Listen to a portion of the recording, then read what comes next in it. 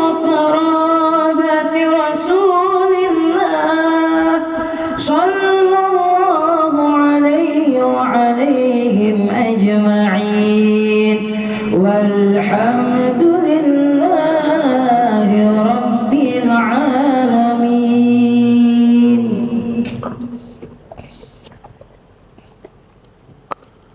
الفاتحة بالقبول لتمام كل صلى الله عليه وإلى حضرة سيدنا رسول صلى الله عليه وعلى آله وأصحابه الكرام.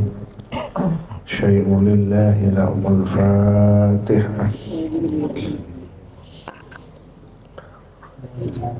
الحمد لله رب العالمين الرحمن الرحيم مالك يوم الدين إياك نعبد وإياك نستعين اهدنا الصراط المستقيم صراط الذين أنعمت عليهم غير المغضوب عليهم ولا الضالين. رب اغفر لنا ولوالدينا.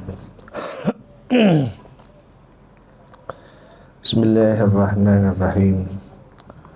الحمد لله رب العالمين والصلاة والسلام على أشرف الأنبياء والمرسلين سيدنا وحبيبنا وشفيعنا ومولانا محمد وعلى آله وصحبه أجمعين أما بعد.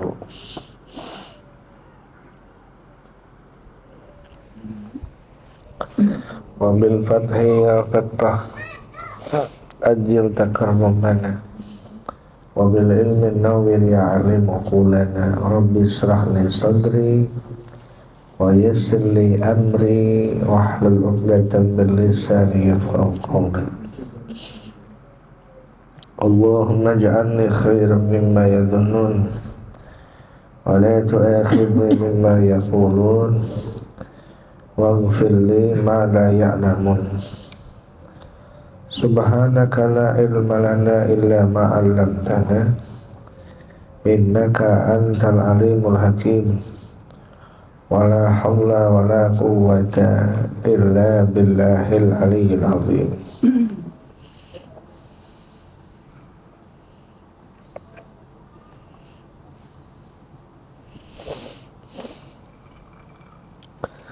Qala Rasulullah sallallahu alaihi wasallam, ittaqillaha haitsuma kunta wa atbi'i sayyi'atal hasanata tamhuha wa khaliqin nasa bi khuluqin hasanin. Ittaqillaha, kata Nabi, bertakwalah kamu kepada Allah haitsuma kunta, di mana saja kamu berada. Di mana saja tuh mananya luas. Di mana saja, di keadaan rame, di keadaan sepi, takwa ke Allah. Lagi keadaan senang, lagi keadaan susah, takwa ke Allah. Lagi marah, lagi adem, takwa ke Allah. Itu takwa ke Allah. Itu yang bikin kita selamat, itu dia. Di mana saja kita berada, waktu gelap, waktu terang, tetap takwa ke Allah. Di kamar atau di kamar mandi, tetap takwa ke Allah. Karena banyak orang bermaksiat di saat lagi di kamar mandi. Banyak orang maksiat lagi saat dia sendirian. Banyak tuh orang bermaksiat. Ada yang lihat seolah-olah tenang aja maksiat, ngebayang ini, ngebayang itu. Takwa ke Allah. Wa atbi'i sayyi'atal hasanata tamhuha, ikuti keburukan dengan kebaikan. maka kebaikan itu akan menghapuskan keburukan. Karena siapa sih kita yang nggak punya dosa? Itu semua kita punya dosa di masa lalu atau kemarin. Maka ikuti keburukan dengan kebaikan. Isi kebaikan taubat, terus berbuat baik. Kalau kita habis bikin dosa nih, ya kan kita nggak tahu tuh, masing-masing kita punya makna, punya mata yang khianat. Ini lagi ngobrol misalnya depan Bang Uing, ada cewek lewat, itu 3 orang duduk bareng bertiga, bisa jadi ada satu yang matanya ngelirik, diikutin tuh cewek cakep banget ya, iya, Denok, Remote, Geboy, Baheno, Merkom, Brekem, Tembem, cakep banget kayak dia. Mata tuh lihat, bikin dosa, cepet-cepet sedekah. Sebab as-sedekah itu tutfi'u ghadabar Rabbi. Sedekah itu bisa memadamkan amarahnya Tuhan. Itu kebaikan banyak. Kita habis berbuat dosa, terus ada beling di jalan, kita pungut, kita ambil, kebaikan. Kita girangin orang tua kita, kita beliin kesukaannya, padahal tadi kita habis berbuat dosa. Nah, ikuti keburukan dengan kebaikan, akan terhapus keburukan kita oleh kebaikan. Jadi itu, kalau kita kepleset bikin dosa, cepat-cepat minta ampun, ikutin dengan kebaikan. Baca Quran, seperti apa yang sudah dijelaskan kata Imam Ghazali, kalau kita, mata kita ini sempat ngelihat sesuatu yang Allah nggak redho, maka pakai itu mata kepada sesuatu yang Allah redho. Cara melebur, cara menghapus dosa-dosa itu, pakai baca Quran, pakai baca kitab, itu yang Allah redho. Tangan misalnya pernah berbuat dosa, ya, lagi di kamar mandi, tiba-tiba ngebayang ngambil sabun, nah dosa tuh. Maka tangan yang kita pernah berbuat dosa dengan itu tangan, pakai buat kebaikan. Iya, ngusap kepala anak yatim, sambil bagi duit, jangan ngusap doang. Iya, kaki juga begitu. Kaki nih pernah melangkah kepada sesuatu, kepada jalan yang Allah nggak redho, pakai buat melangkah kepada kebaikan. Ya, yang mungkin dulu pernah ngelangkah ke Empang, pengen mancing galatama, itu kan dosa tuh. Maka langkahkan kaki ke pengajian, kayak gitu.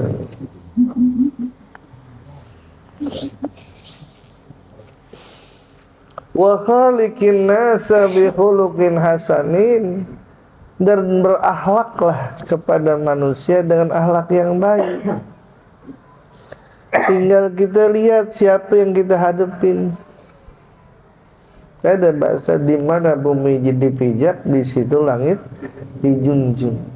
Ketemu sama yang tua, hormat. Ketemu mau sepantar, hargain. Ketemu sama yang di bawah kita, sayangin. Ketemu guru kita, hormatin, ta'zim. Itu wa khaliqin nasa bi khuluqin hasanin. Maka Sayyidina Ali diangkat punya gelar karramallahu wajah. Kenapa? Beliau orang yang begitu sangat memuliakan orang tua. Beliau orang yang begitu sangat memuliakan guru. Gitu. Bisa beradaptasi dengan siapa kita berhadapan. Kira-kira kalau kita ngobrol begitu sama orang yang lebih tua dari kita, pantas apa kagak? Biar bisa mantesin diri. Kayak gitu. Itu namanya wa khaliqin nasa bi khuluqin hasan. Kalau kita ngobrol sama mak kita, bapak kita, lu gua pantas gak kira-kira?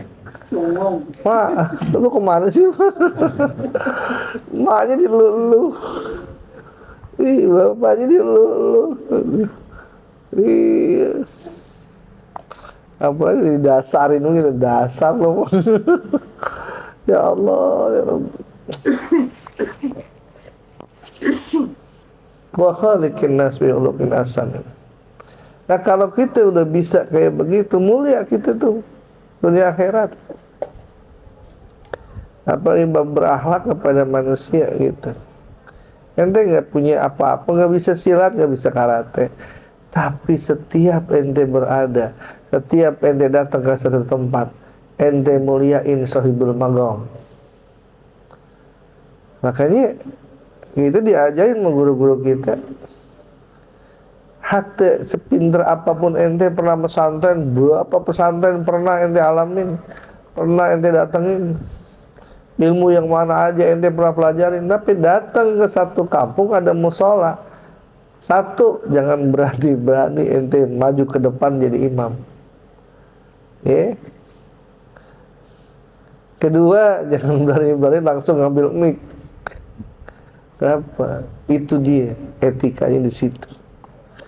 Kalau orang lain kagak suruh, orang situ kagak suruh, jangan. Itu etika. Di mana bumi dipijak, di situ langit dijunjung. Etikanya seperti itu. Berarti adab dulu baru ilmu ya Ustaz? Iya. Adab seseorang itu menunjukkan keilmuan yang begitu tinggi. Itu orang nggak bakal bisa beradab kalau dia nggak punya ilmu. Itu. Tapi kalau ada orang ngaku-ngaku ilmu, punya ilmu, tapi dia nggak beradab, itu bohong. Wa rubbama ujriya majul jahili mukhatabun in kana ghairu amili. Dan terkadang digolongkan orang berilmu kepada orang yang tidak berilmu. Orang berilmu, ngaji lama, tapi dia kagak pakai. Mukhatabun in kana ghairu amili, itu dikategorikan orang yang enggak berilmu. Gitu. Tapi kalau ente lihat kayak enggak punya ilmu tapi adabnya begitu sangat dijunjung, adabnya dipakai. Ini orang sebenarnya berilmu. Cuman dia enggak mau perlihatkan keilmuan. Itu dia. Yang mahal dari situ.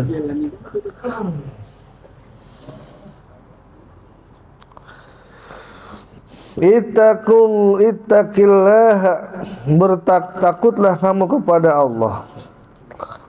Wa la tahqiranna minal ma'rufi syai'an, dan jangan kau anggap remeh, kau hinakan kebaikan sekecil apapun kebaikan itu. Walau antafriqa min dalwika fi ina'il mustasqi, walaupun engkau kosongkan timbakmu untuk memenuhi wadah orang yang minta air. Itu jangan anggap remeh satu kebaikan, betapapun kebaikan itu cuma memberikan air kepada orang yang membutuhkan.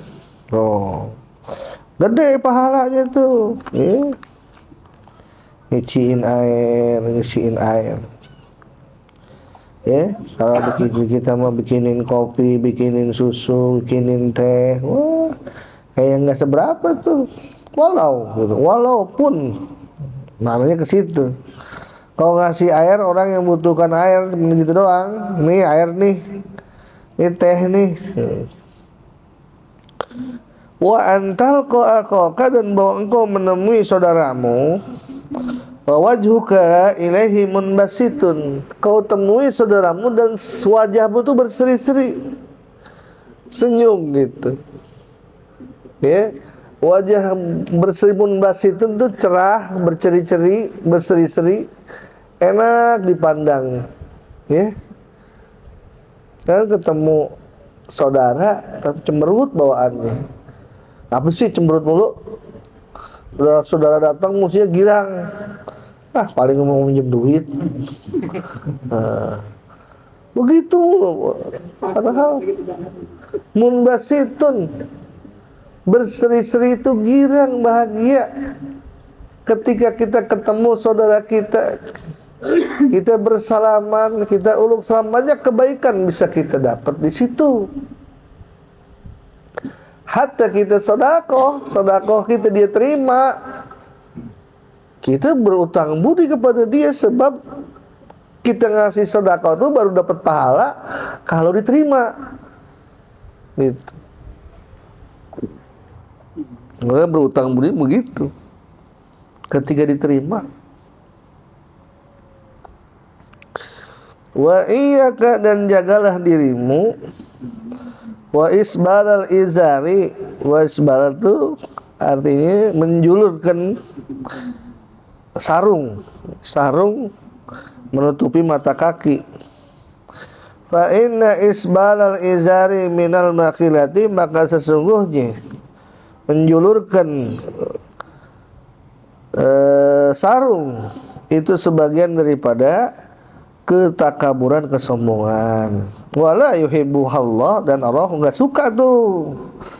Nah, hadis ini dipakai sama sahabat-sahabat kita, teman-teman kita dari Salafi. Mereka menyatakan hukumnya wajib. Kalau pakai celana, kalau pakai sarung tuh mesti di atas mata kaki. Nangtung, cingkrang. Mereka tuh menghukumi wajib, tapi ulama kita sunnah saja. Kenapa? Di lain keterangan, Sayyidina Abu Bakar bajunya itu menutupi mata kaki, begitu sarung menutupi mata kaki. Beliau tanya sama Rasul, ya Rasulullah, nih baju saya menutupi mata kaki. Apakah saya termasuk orang yang dibenci oleh Allah, tidak disukai oleh Allah?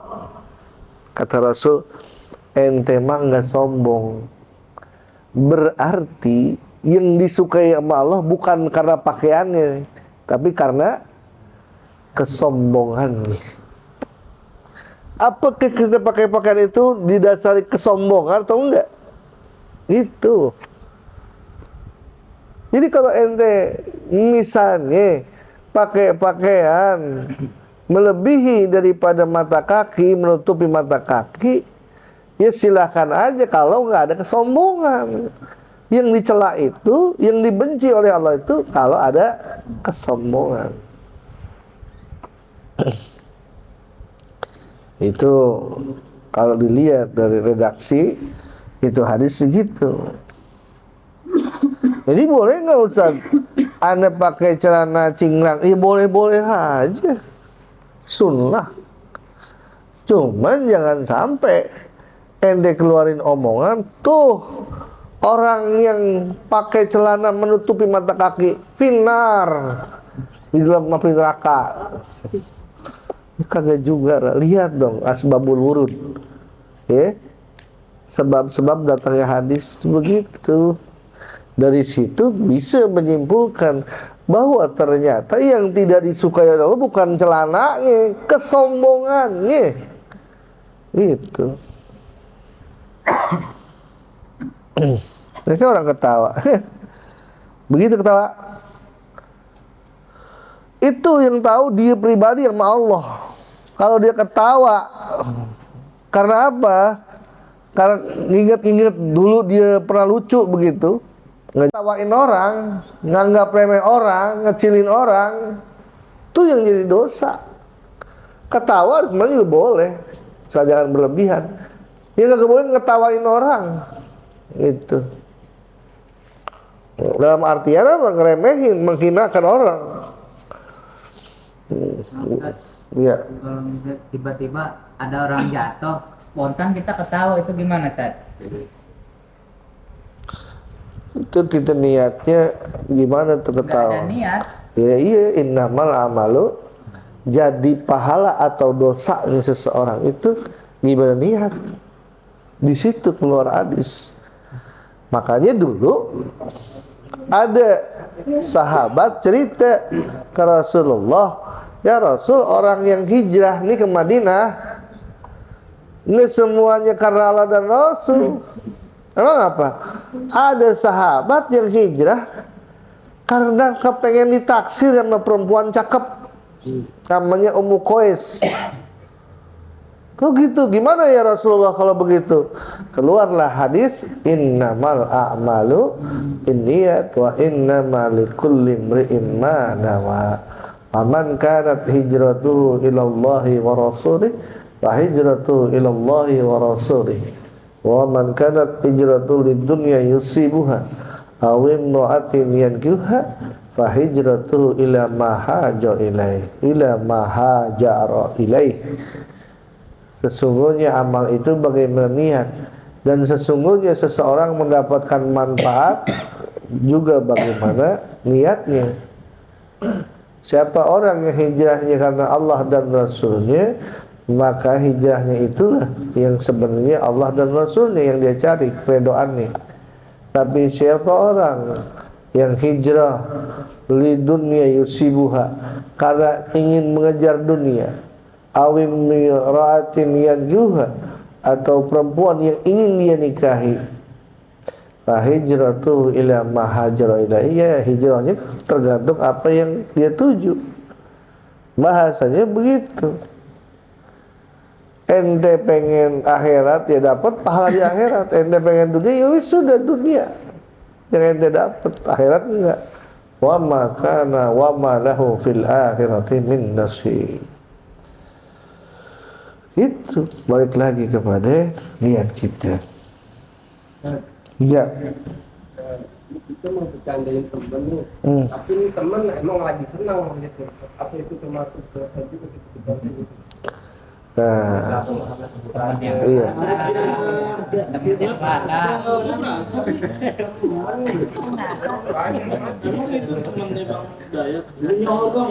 Iya.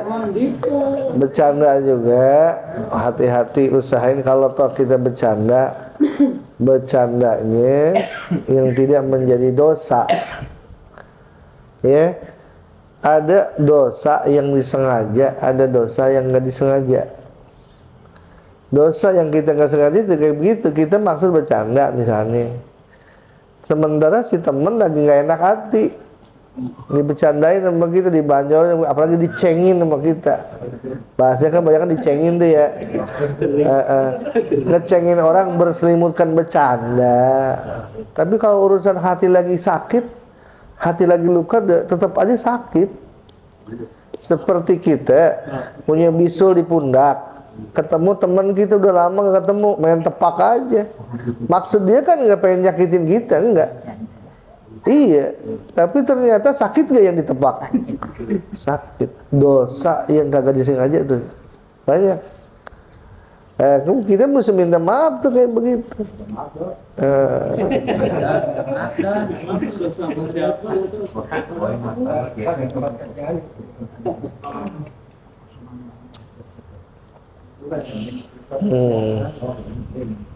Kalau lagi enak hati mah nggak jadi masalah. Iya, ini kalau lagi pas kebetulan lagi baper, ya, lagi kebawa perasaan. Nah.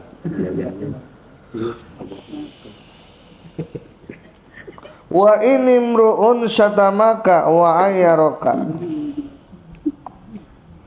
Dan jika seseorang memaki engkau, menghina engkau, bi amrin, dengan suatu perkara, laisa bika, yang enggak ada pada dirimu, laisa fika, yang tidak ada pada dirimu, fala tu'ayyirhu, dan jangan engkau balas menghina, jangan kau balas menghina, bi amrin huwa fihi, dengan sesuatu yang ada padanya.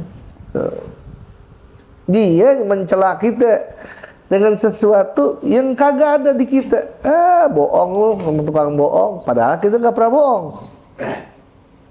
Jangan dibales, lu yang tukang bohong, lu nggak tahu kemarin yang makan bakso kagak bayar, katanya udah bayar padahal belum. Nah, jangan dibales.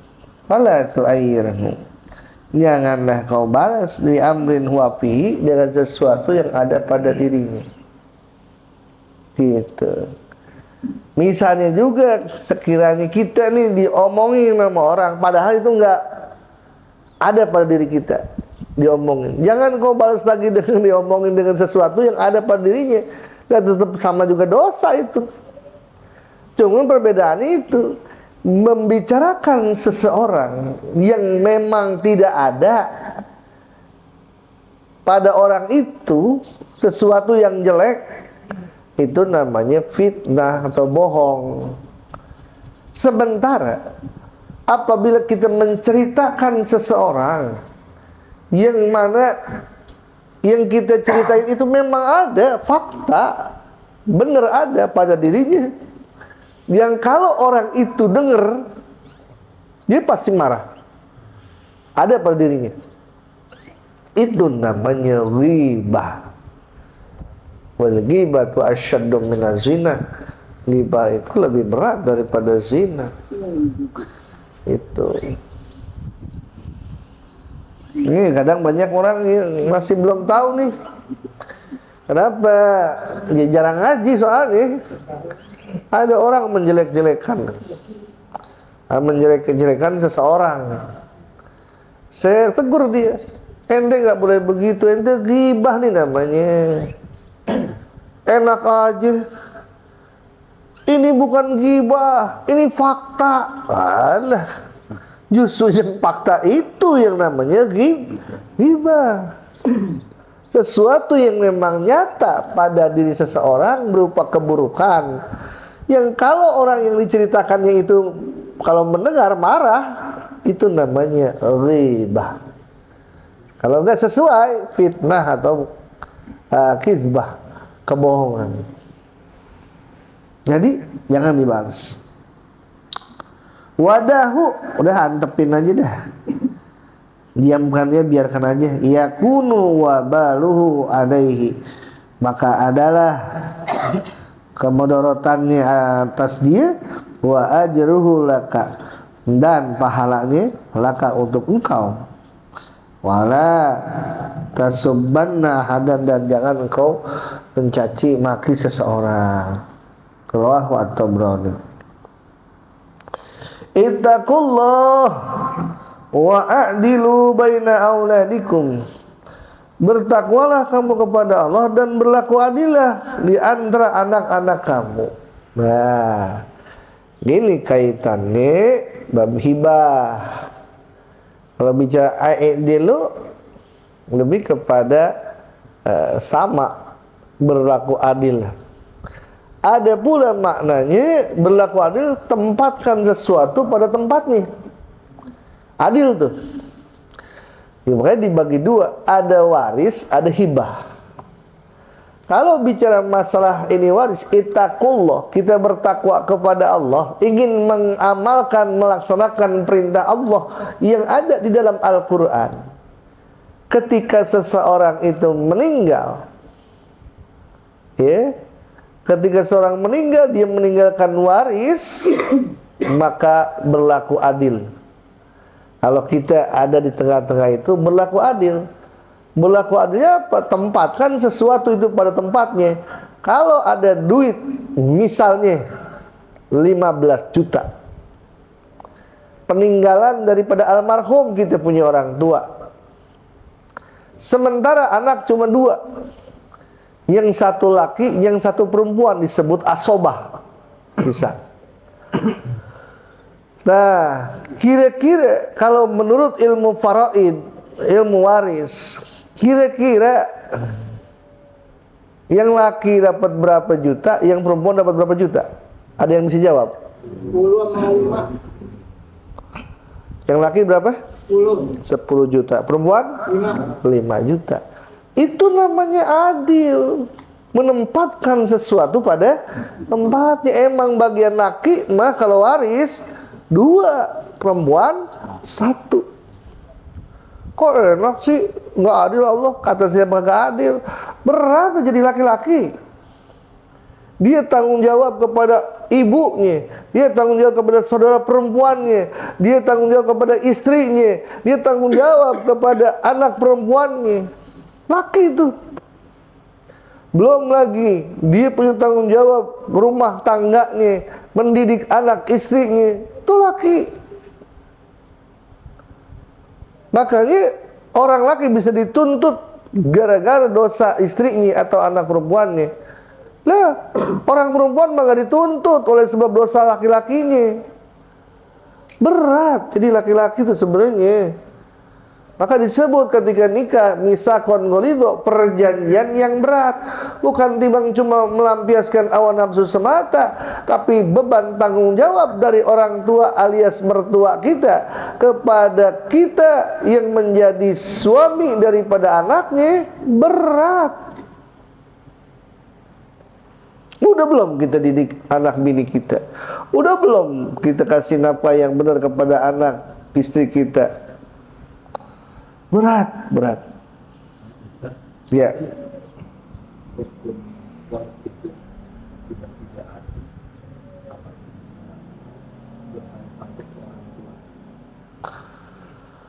Orang tua mah itu nggak tahu menahu masalah apa yang dilakuin anaknya.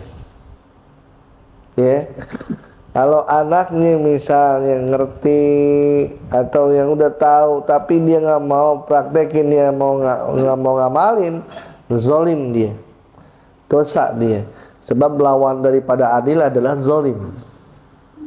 Zolim itu menempatkan sesuatu bukan pada tempatnya. Kalau adil menempatkan sesuatu pada tempatnya. Ya, ini tutup gelas. Tempatnya di mana? Di atas atau di bawah? Kalau ente simpen di atas, ente adil. Tapi kalau ente simpen di bawah, apalagi di bawah pantat, ente zolim. Itu kayak begitu. Ya, orang tua kalau lihat anaknya berbuat dosa mah sedih. Itu. Maka yang jadi prioritas di dalam masalah pembagian harta waris yaitu terapkan kepada penerapan hukum dalam ilmu faraid yang diajarkan di dalam Al-Quran. Itu kalau orang laki meninggal, orang perempuan nggak punya anak, maka dia dapat 1/4. Nah itu kalau sama bini. Ini mah anak-anak gimana? Nah itu untuk bab waris, laki-laki 2, perempuan 1. Gimana kalau ternyata bapaknya masih ada, hartanya banyak, maka berbuat adillah di antara anak-anak kamu, samain. Itu namanya hibah. Hibah, ya, namanya hibah. Hibah itu kalau kita punya anak laki perempuan, laki 10 juta, perempuan 10 juta dalam masalah hibah, pemberian. Dan hibah itu baru bisa jadi milik seseorang kalau sudah diterima. Kalau nggak diterima, bisa ditarik lagi. Misal, saya punya duit 500 juta. Karena di antara yang ada di sini orangnya baik-baik, saya kasih duit tuh buat dolik 10 juta. Min Allah. Ya. Iya. Buat Sigit 10 juta. 15 lah kan kawin. Sisanya baru naik,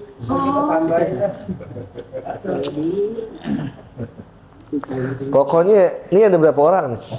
Selang 10 juta dah. Cukup ya. Nah, kayak gitu.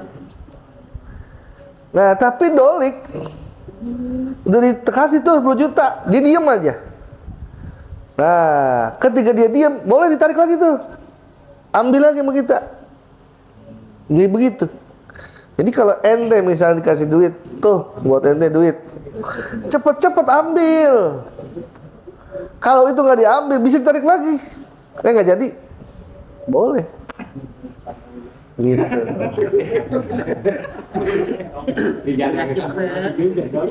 Hibah tuh kayak gitu, hibah kayak begitu.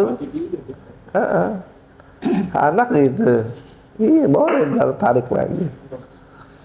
Ya, jadi udah mengerti. Nanti kalau ada orang bagi duit, langsung saya terima, langsung ambil.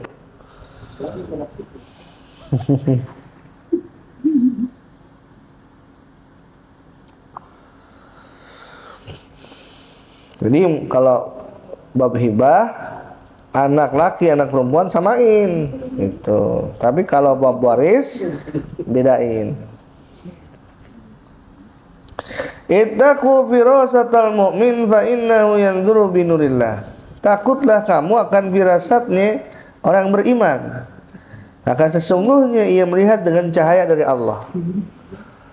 Nah, kalau firasat itu, ya kata Kiai Sulfa Mustafa, itu ada yang bisa dipelajari, ada yang langsung wahbiyah, pemberian langsung dari Allah. Kayak polisi, jarak 100 meter, polisi bisa tahu kalau orang yang lagi naik motor itu ngebawa SIM. Dari mana? Dari gerak tubuhnya ketahuan. Di mana dia itu jalan di belakang truk yang gede. Oh, berarti ini kagak bawa apa nih? Nggak bawa SIM nih, punya dosa nih. Kayak begitu, ketakutan. Beda sama orang yang bawa SIM. Kelengkapannya, surat-suratnya lengkap, tenang. Kayak gitu. Ya, sama. Orang lagi di musola. Itu bisa kelihatan tuh. Mana orang lagi punya duit sama nggak punya duit, itu kelihatan. Di sholatnya. Kalau orang lagi punya duit, biasanya sembahyangnya kagak lama. Ya, kagak lama. Ya, astagfirullahaladzim, Allahumma antas salam wa minkas salam wassalam. Ulang. Lagi punya duit. Nah, yang lagi bokeh lama tuh bisa wirid gitu. Iya, lagi susah loh. Ya Allah, Allahumma ya Qani ya Hamid ya Mubdi ya Mu'min. Itu kelihatan tuh. Iya, kelihatan. Itu yang apa? Bisa dipelajari. Ada yang wahbiyah. Wahbiyah itu pemberian dari Allah. Dibuat orang yang beriman, imannya itu tingkat tinggi.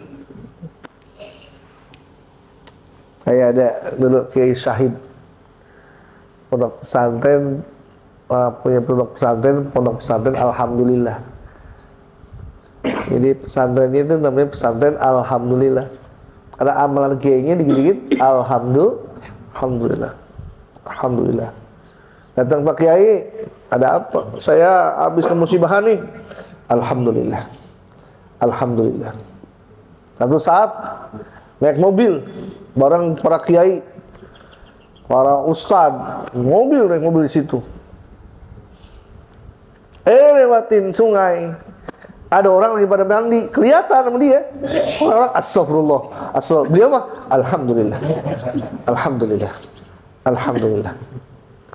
Kayak gitu. Ini firasat. Satu saat ada orang yang pengen jadi kepala desa. Dia bilang, Pak Yai, ada apa?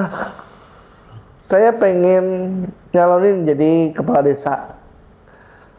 Kalau saya jadi, saya pengen bangun pesantren, saya bantu madrasah, saya bantu orang yang kesusahan. Gitu ya? Iya. Bagus. Datang lagi satu, Pak Yai, ada apa? Saya pengen nyalon jadi kepala desa.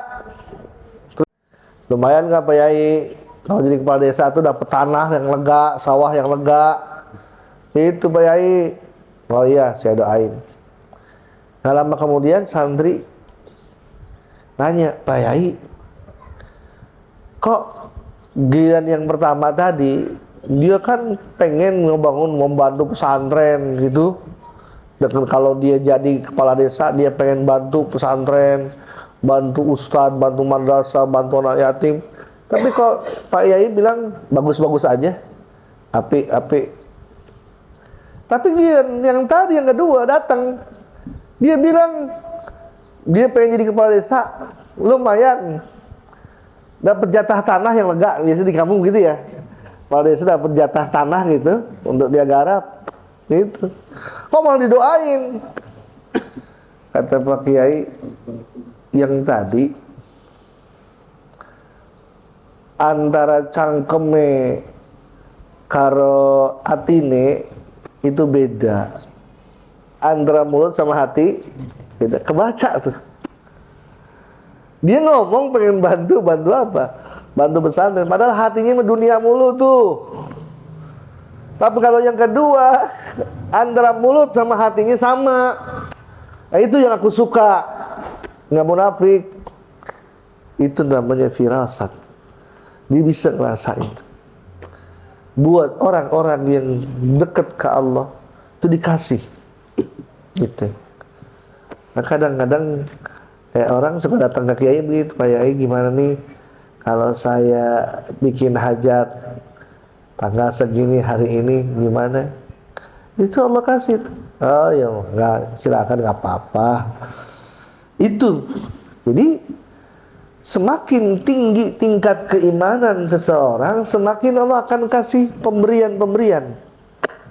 Tapi itu bukan tujuan. Tujuan adalah mendekat kepada Allah. Tujuan adalah mendapatkan ridhonya Allah. Urusan Allah mau kasih mau kagak jangan dipeduliin, jangan dipikirin, terserah Allah. Tuh mukmin yang baik kayak begitu. Hati-hati jangan sampai kejadian kayak orang pengen berangkat ke Cirebon, mampir di Indramayu. Di Indramayu ngetem, ngopi dulu, ternyata tukang ngopinya cakep. Nah, kopi apa namanya? Lendot ya? Yang 5.000, lendotnya 200. Oh gitu. Ada lagi namanya kopi pangku.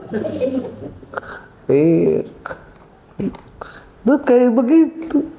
Jadi lupa tujuan mau ke Cirebon, lupa. Kenapa? Keenakan di situ. Makanya buat kita begitu tukang haji gitu. Awas, hati-hati.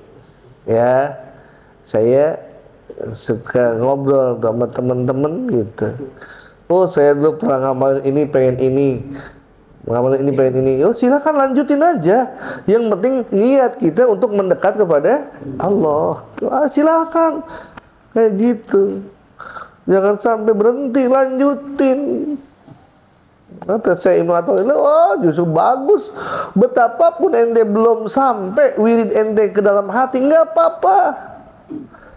Nanti juga lambat laun bakal ngerembet ke dalam hati.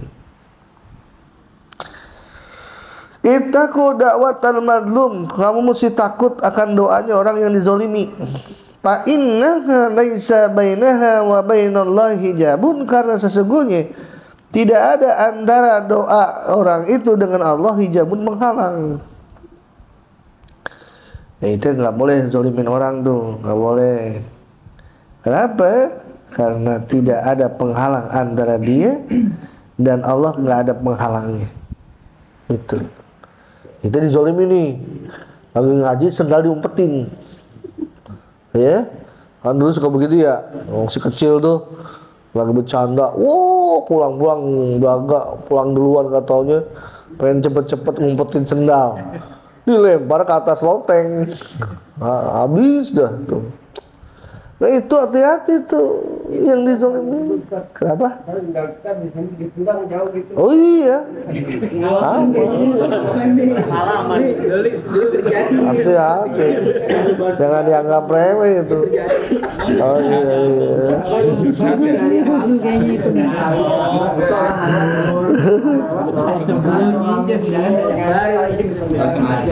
Tapi kok jauh ya? Itu.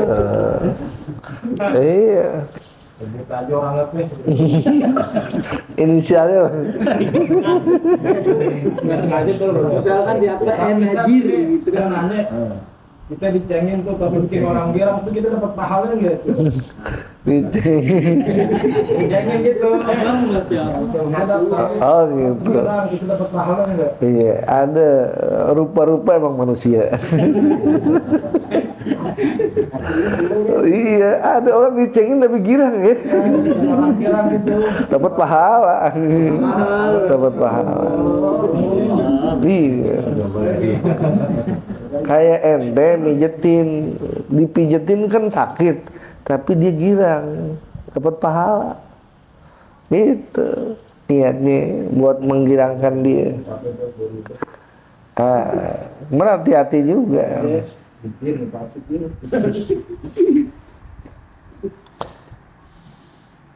Jadi kalau yang begitu tuh dicengin langsung hidungnya push up ya. Tapi yang penting girang tetap.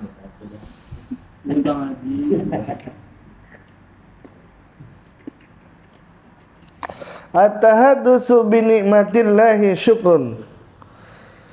Menceritakan akan nikmat Allah itu syukur. Bentuk rasa syukur itu menceritakan nikmat Allah. Coba, bisa nggak kita ngamalin? Nih lah habis dapat gajian nih, ngomong nih ke orang nih.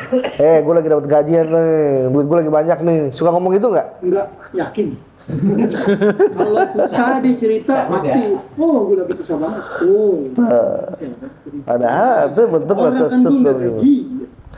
Makanya dulu waktu saya ngaji bab ini sama Allah yarhamu alim Syafi'i Hazami, itu beliau mencontohkan apa? Kalau kita punya duit tuh recehan, kencing-kencingin tuh biar kedengeran bahwa kita punya duit.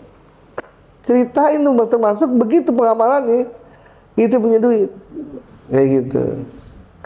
Ini misalnya si Najir nih lagi punya duit nih, gue traktir, ayo makan. Menceritakan apa? Nikmat. Cuman nggak tahu deh tuh, suka apa kagak begitu tuh. Belum ya. Ntar September. Jadi itu ceritain nikmat Allah, syukrun. Termasuk misalnya kita nih dikasih kenikmatan, bisa tahajud. Nggak apa-apa kalau niat apa? Menceritakan nikmat. Tahadusan bin nikmah, menceritakan nikmat artinya. Bahasanya tahadusan bin nikmah. Sebab nggak semua orang bisa sholat tahajud, nggak bisa. Nggak semua orang bisa. Nah, alhamdulillah tahadusan bin nikmah semalam lagi tahajud. Kayak perasaan adem banget dah hati itu. Iya.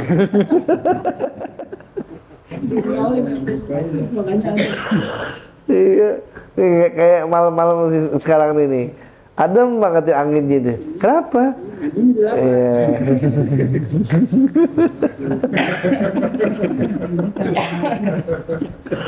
Ada aja jawaban. Ya, takutnya pada kegeeran doang, Jakarta malaikat banyak banget. Banyak kan adem. Iya. Tuh begitu tuh kita ceritain nikmat tuh. Aduh, alhamdulillah ya Allah. Badan udah sehat, alhamdulillah. Kerjaan Allah kasih gampang, alhamdulillah. Itu menceritakan nikmat. Itu adalah bentuk syukur kita. Ceritain. Alhamdulillah. Wa tarkuha kufrun, dan meninggalkan daripada itu syukur kufrun. Ini kekufuran. Ingkar. Wa man la yaskuril qalil la yaskuril katsir, dan siapa orang yang tidak mensyukuri yang sedikit, dia tidak akan bisa mensyukuri yang banyak. Yang dikit aja dia kagak bisa syukurin, apalagi yang banyak. Makanya ada ayat la in syakartum la zidanakum, itu supaya apa? Supaya yang tadinya kecil jadi gede.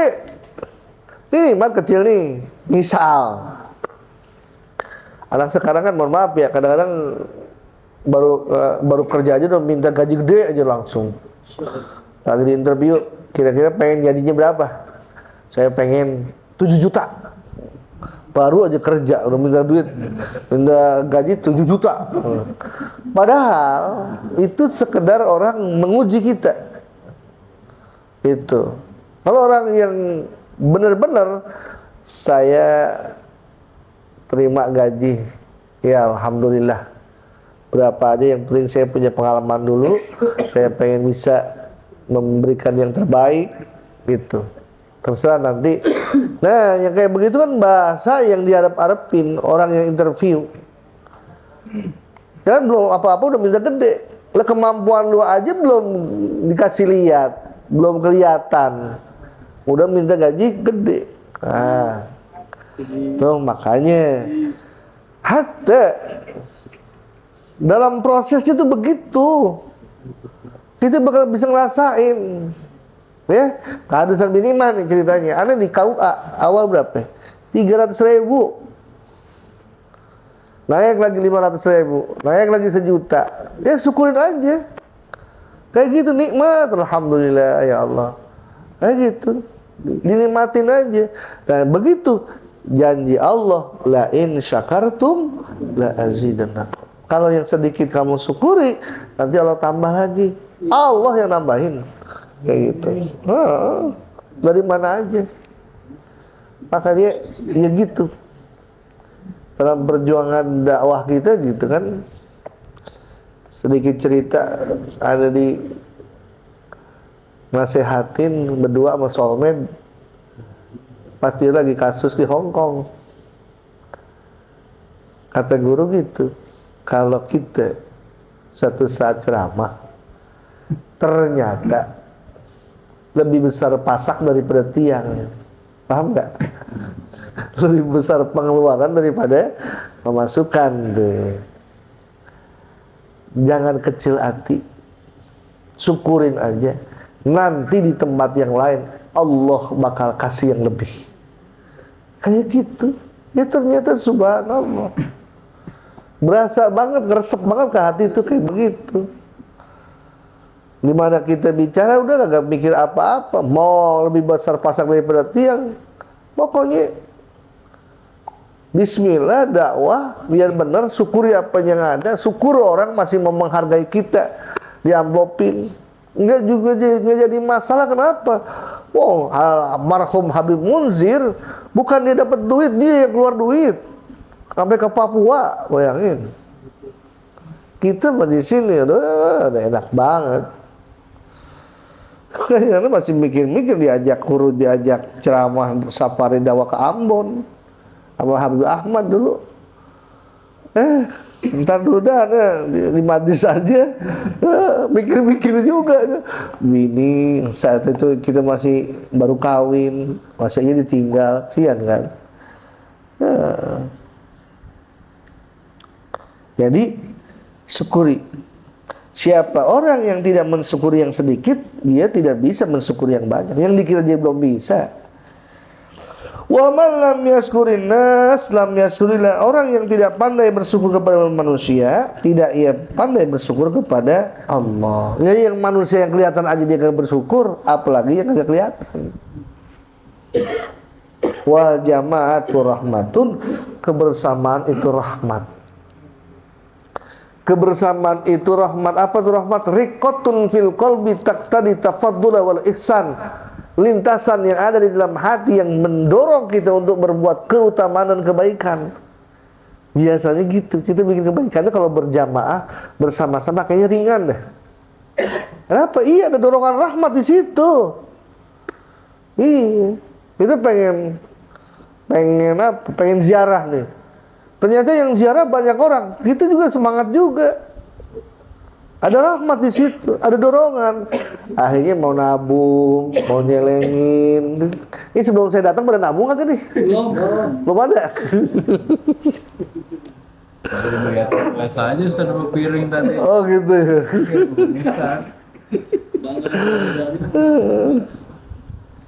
Tuh kayak gitu. Rahmat, ada rahmat. Kebersamaan tuh. Ada orang susah, yuk kita patungannya sang dikit yuk. Ayo, siap. Yang tadinya malas-malasan, yang tadinya malu-maluan gitu ya. Tapi kalau nggak gabung, ya serang 5.000, ada 100 orang 500.000, lumayan.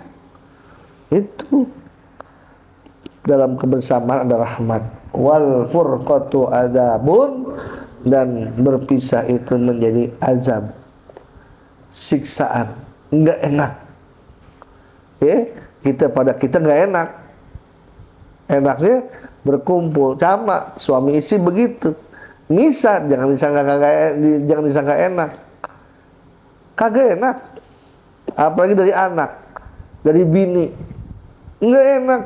Makanya al jama'atu rahmatun, kebersamaan, saling tolong menolong, saling bantu membantu, saling menutupi satu dengan yang lain. Itu kita amalin, insya Allah hidup kita bakal bahagia, bakal damai, bakal tenang. Amin. Gitu.